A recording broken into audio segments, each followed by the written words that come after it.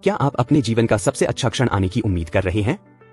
भले ही जीवन कठिन और चुनौतियों से भरा हुआ महसूस हो, लेकिन उस एक महानतम क्षण को पाने से यह सब सार्थक हो सकता है। लूका 2 में अन्ना नाम की एक महिला है।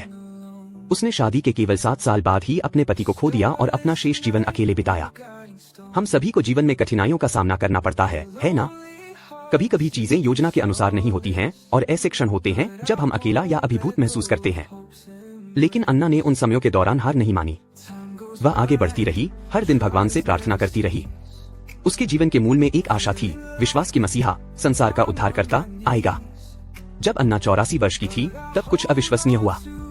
जिस क्षण का वह जीवन भर इंतजार कर रही थी, वह अंततः आ गया।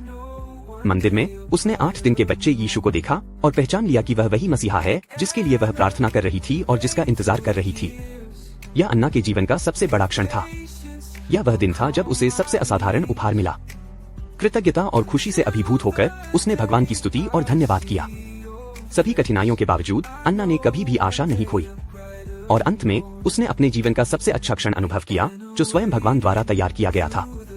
हमारे जीवन में भी कठिन और थकाऊ दिन होंगे, लेकिन अगर हम हार नहीं मानते और आशा से चिपके रहते हैं, तो एक विशेष क्षण भी हमारे पास आएगा। मैं आपसे पूछता हूँ, आप अभी किस चुनौतियों का सामना कर रहे हैं? क्या कोई ऐसी आशा है जिसे आप संजोए हुए हैं, जो अभी तक पूरी नहीं हुई है?